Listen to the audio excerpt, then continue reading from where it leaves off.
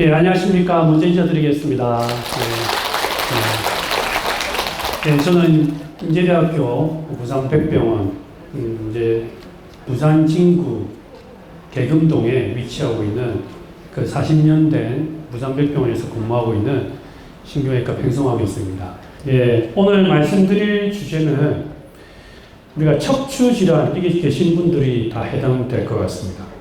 척추질환이라고 하면은 우리나라에 환자들을 한번 볼 필요가 있거든요. 2019년도 되니까 숫자가 기하급수적으로 증가하고 있습니다. 이 척추질환은 아픈 거 다 포함하는 거예요. 연령별 보니까 자, 어디가 많습니까? 빨간 색깔이 60세 이상 다 해당되십니다. 제가 봤을 때 여기 있는 분들은 거의 다 100% 해당됩니다. 예. 척추는 머리부터 목을 지나서 등, 허리, 골반, 꼬리뼈까지를 척추라고 하는데 진료하는 분들이 오시는 분들을 제가 조사를 해봤더니 이렇습니다. 혼자서 열심히 치료합니다.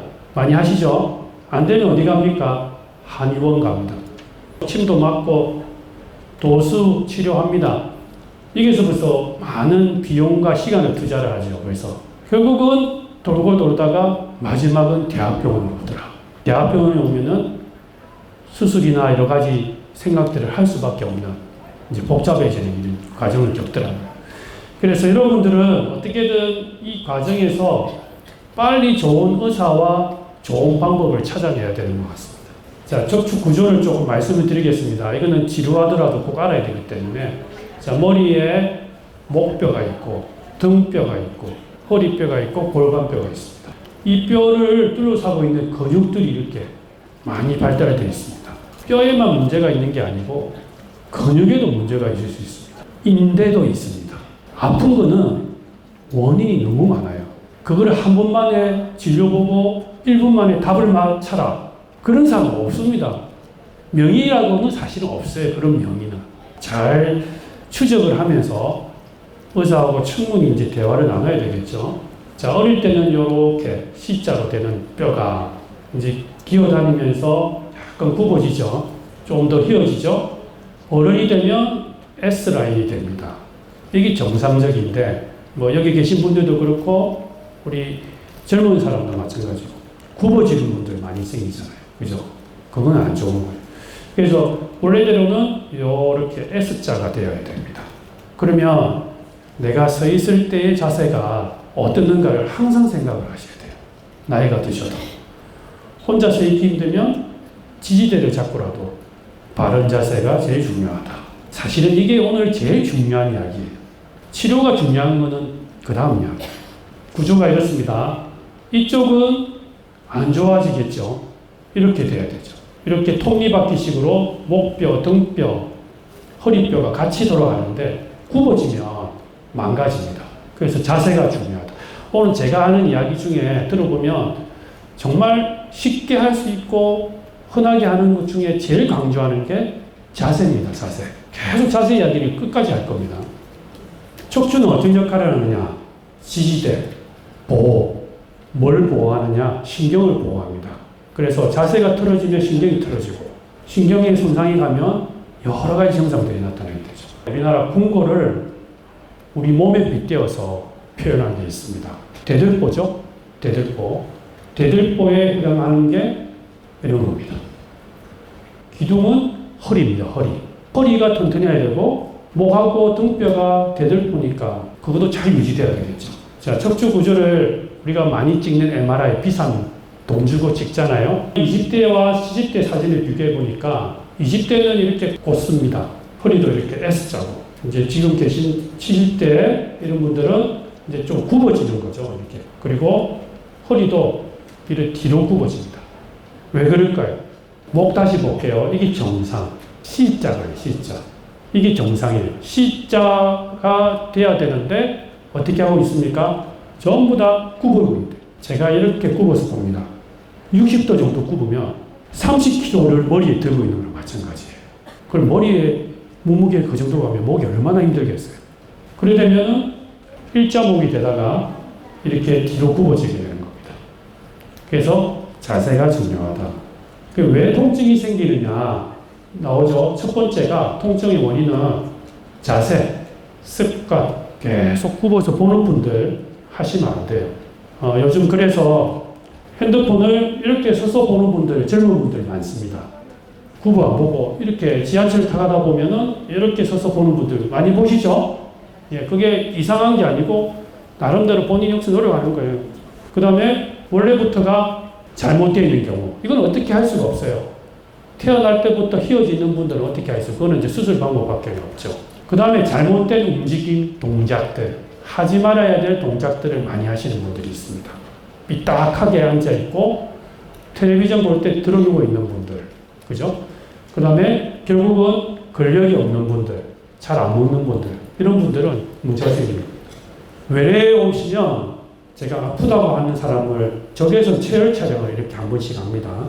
이쪽에 보면 색깔이 다르죠, 이쪽하고. 이분도 벌써 보세요. 자세가 벌써 틀어졌잖아요. 아픈 분들은 다 이유가 있습니다. 주위에 근육들이 중요한 역할을 합니다. 목에도 근육이 저런 근육이 있고, 배에도 있고, 등에도 있고, 근육이 잘 유지되려면 결국은 자세와 적절한 운동이 필요하겠구나, 이렇게 알 수 있는 겁니다. 앉아 있으면 허리에 부담이 되는 게 엄청 높습니다. 바로 앉아 있으면 그래도 낮아요. 같이 앉아 있더라도 이렇게 가부좌 틀고 있고 이러면은 엄청 허리에 부담이 가는 거예요. 그래서 가부좌를 틀고 바닥에 앉고 있는 자세는 하면 안 돼요. 앉더라도 이렇게 반듯하게 앉아야 됩니다. 결국은 척추만 문제가 있는 게 아니고 근육, 인대 이런 부분도 문제가 있습니다.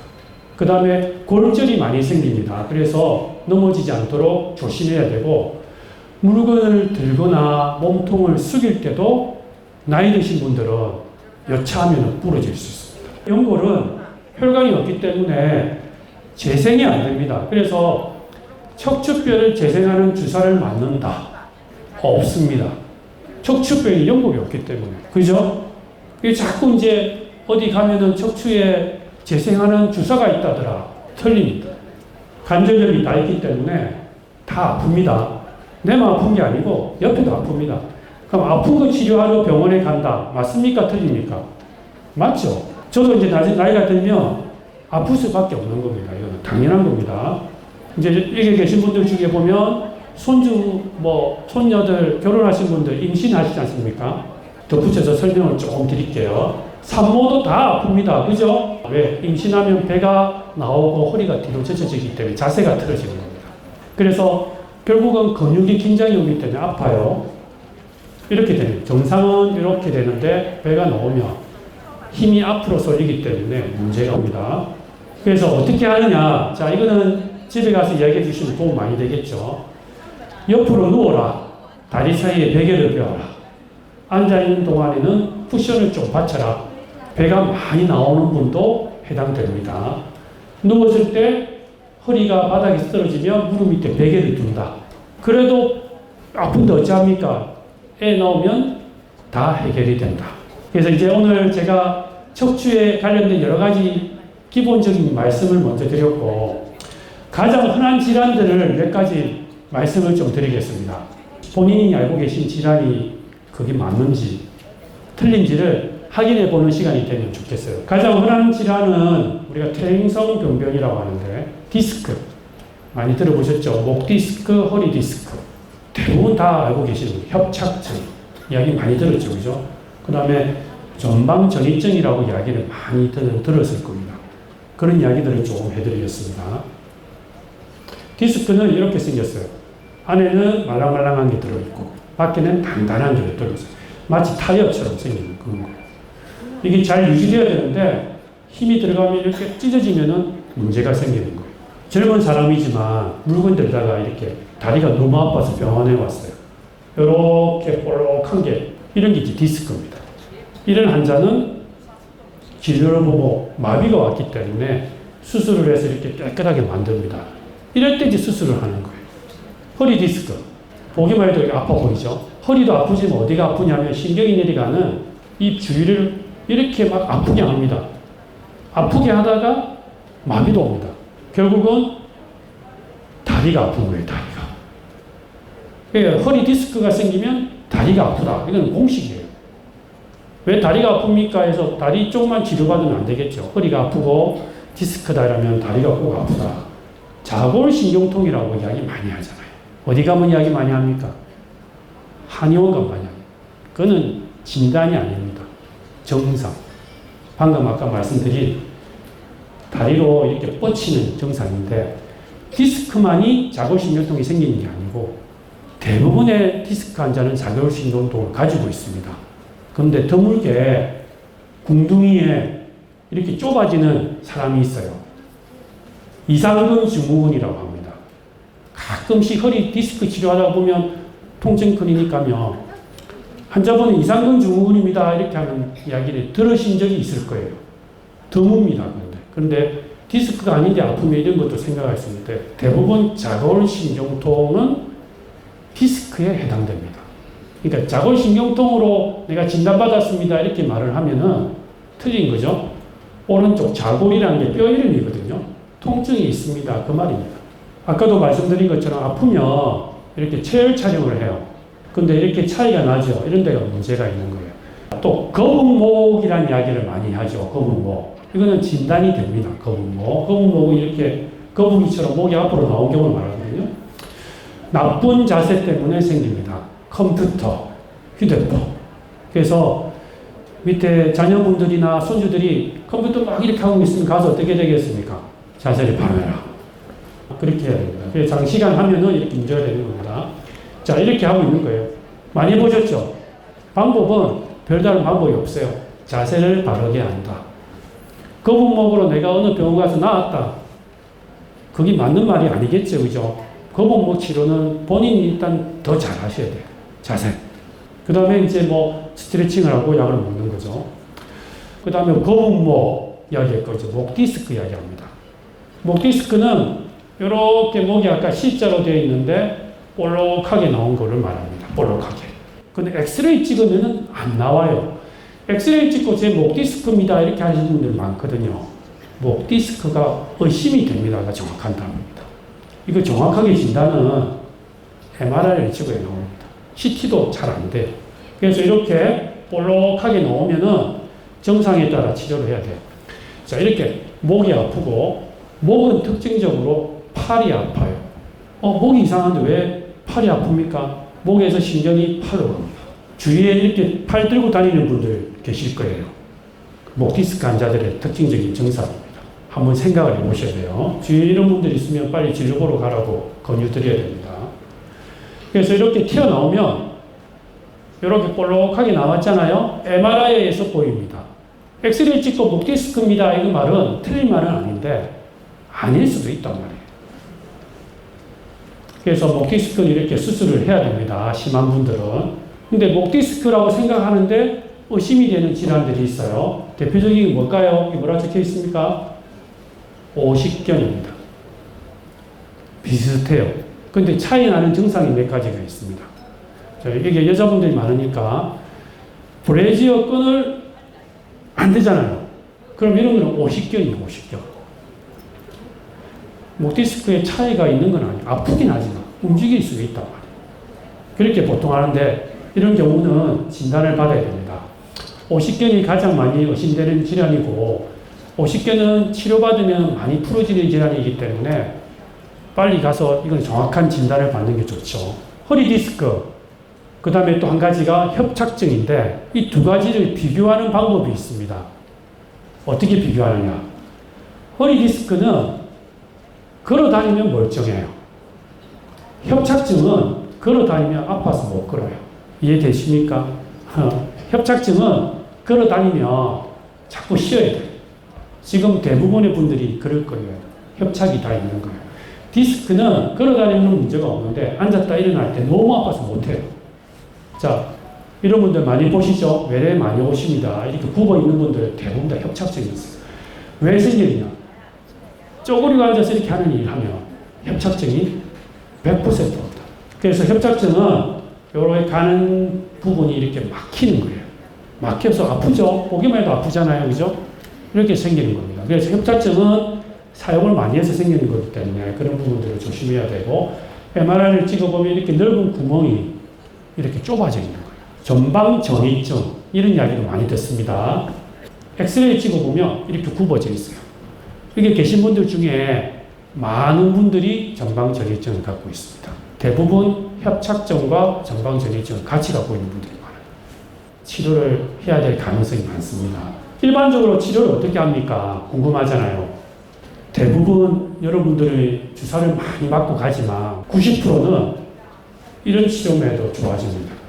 뭐 어떤가요? 여러분들이 하고 있는 치료들이 무리하게 찾아다닐 필요가 없다는 말이에요. 물론 제일 좋은 거는 침상안정입니다. 아프면 활동하면 안 돼요. 침상안정 따뜻하게 해가지고 그러면 한 일주일 정도만 지나면 통증이 거짓말처럼 없어집니다. 그런데 그래도 안 없어집니다. 그럼 문제가 있는 거예요. 그러면 빨리 병원으로 가봐야 돼요. 그래서 병원 가면 이런 기준으로 이제 약물이나 시술을 하면 효과가 없습니다 하는 기준이 있습니다. 그게 의사들이 배우는 교과서에 나오는 내용이에요. 쉽게 말하면 어떤 거냐? 마비가 온다. 감각이 없어진다. 밤에 잠을 못 자서 그 다음날 생활이 안 된다. 이런 상담을 받아야 돼요. 무슨 말씀인지 알겠습니까?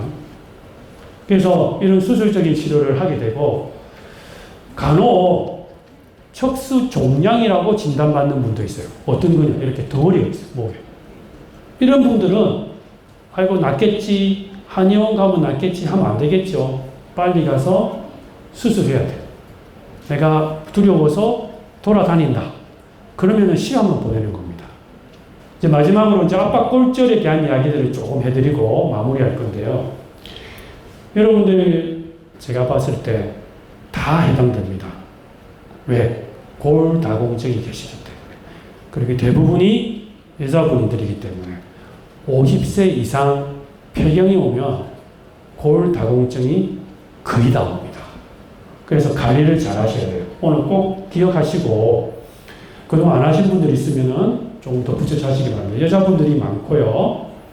연령이 증가할수록 결국 골다공증 때문에 척추골절, 이게 다 척추골절입니다. 골절 중에서도 척추골절이 제일 많습니다. 특히 80세 이상 되는 분들은 엄청나게 많습니다. 그래서 연령이 증가하면 이제 낙상에 대한 생각을 정말 많이 하셔야 됩니다. 이게 나는 괜찮겠지. 이게 다 해당된다고 봅니다. 골다공증이 골절이 되고 나면 돌아가십니다. 왜 돌아가시죠? 못 움직이니까 문제가 생깁니다. 그래서 이거는 정말 중요한 이야기입니다. 요즘에는 주사약으로 다 바뀌고 있습니다. 나는 아직도 먹는 약 먹고 있는데요. 그러면 가서 주사약에 대한 상담을 꼭 받아보시는 게 좋습니다. 지금은 다 주사약으로 바뀌고 있습니다. 그죠? 이렇게 되는 거예요. 저는 건강한 사람과 골다공증 있는 사람. 차이가 봐도 엄청나죠. 그죠? 이렇게 부러집니다. 넘어져가지고 이렇게 굽어지게 되고. 그래서 골다공증이나 척추골절이 오게 되면 아주 쉽게 하는 시술들이 있어요. 이거는 사실은 여기 계신 분들이 아셔야 되기 때문에 이거는 강력하게 추천을 드려요. 이런 걸 진단을 받았을 때 척추 성형수를 하라더라. 그러면 많이 아프고 골다공증이 있더라. 해야 된다더라. 의사가. 그러면 그거는 하시는 게 맞아요. 나는 두려워서 못하겠다. 이건 이제 국소 마취를 하는 거기 때문에 효과적으로는 많이 좋습니다. 그래서 이런 척추 성형술이라고 하는 이야기들을 많이 들으실 거예요. 알고 계셔야 됩니다. 여기 계신 분들은 넘어져가 병원 갔는데 골절이 왔더라. 척추 골절이 와서 척추 성형술을 해야 되겠더라. 이러면 의사한테 이야기를 잘 들어보고 내가 불편하다. 이러면 하는 쪽으로 가는 게 좋습니다. 이렇게 안에다가 단단한 물질을 집어넣는 거예요. 어떤 경우는 풍선을 불어넣는 경우도 있습니다. 이렇게. 이런 방법도 있습니다. 그래서 여기 계신 골다공증 환자분들은 자, 우리 학회라는 데서 권유하는 게 있습니다. 생활 관리에는 칼슘, 비타민 D, 영양, 금연, 절주. 금연, 절주가 왜 나오냐면 칼슘을 몸에서 다 빼나갑니다. 운동, 낙상 예방. 그래서 내가 얼마를 먹어야 됩니까? 그거는 이제 병원 가서 상담을 하시면 됩니다. 그래서 요약을 해보면 압박이 되면 골밀도 검사를 하시고 진단을 받으면 약물 치료를 잘하고 의사가 강력하게 권유하면 하는 게 맞아요. 척추에 좋은 음식 많이 질문하시거든요. 척추뼈를 튼튼하게 하는 것이 척추에 좋은 음식은 없습니다.